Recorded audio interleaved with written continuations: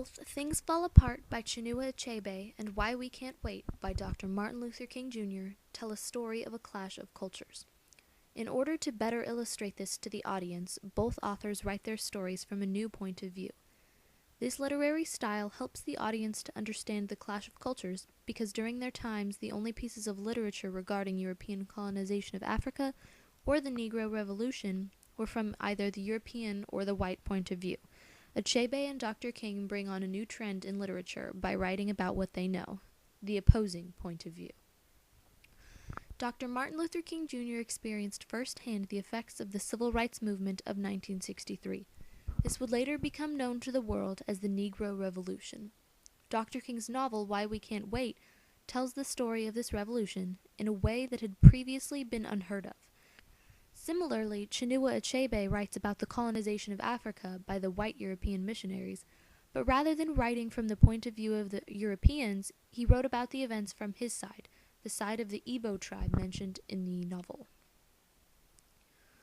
Both authors and their stories bring light to a new situation. They use their knowledge of the clash of cultures to write in order to illustrate a new point of view to educate the public on historical events that are important to them. Throughout Chinua Achebe's Things Fall Apart, we see a severe clash of cultures, those being the cultures of the indigenous Igbo people of Africa and the white European missionaries. To the Europeans, they were simply coming into a foreign land and gracing the natives with their presence by spreading their religion to them.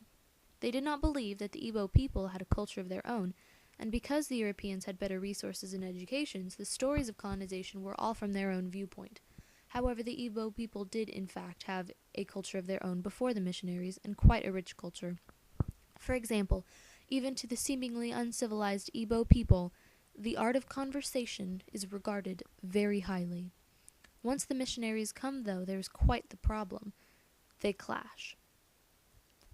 Does the white man understand our custom about the land?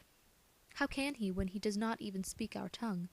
But he says that our customs are bad, and our own brothers who have taken up his religion also say that our customs are bad. How do you think we can fight when our own brothers have turned against us? The white man is very clever. He came quietly and peaceably with his religion. We were amused at his foolishness and allowed him to stay. Now he has won our brothers, and our clan can no longer act like one. He has put a knife on the things that held us together, and we have fallen apart. Throughout Why We Can't Wait, the Civil Rights Movement of African Americans of 1963 is explained from the eyes of a well-known African American civil rights protester, Dr. Martin Luther King Jr. Until 1963, African Americans were treated with disrespect, negligence, and discourtesy.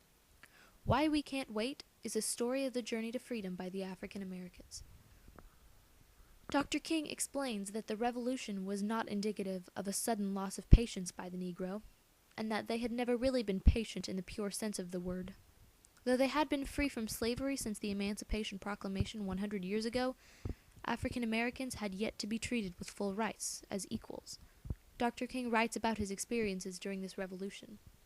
The novel also includes Letter from Birmingham Jail, which is a letter written by Dr. King addressed to his dear fellow clergymen, in response to a statement referring to his activities, meaning his peaceful protests, unwise and untimely. It also includes the famous line, "Injustice anywhere is a threat to justice everywhere." In the rest of the novel, Dr. King explains what happened to him, how it furthered his desire for peacefulness and respect, and most importantly, how he hoped it would shape America today. Both pieces of literature help the reader to understand the clash of cultures because they both illustrate that there were biases in each story and that there are multiple points of view in any event. Things Fall Apart sets a standard for literature by writing from the Igbo perspective, which you can clearly tell through his frequent use of Igbo words and proverbs.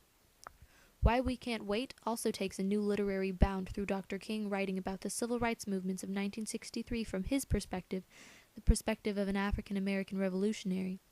Both authors of both novels use their experiences to write about historical events which significantly impacted them. However, they compose their stories differently than anyone else at the time. Things Fall Apart and Why We Can't Wait are both rich pieces of literature, and by reading them one can truly learn about the many sides of European colonization or of a civil rights movement.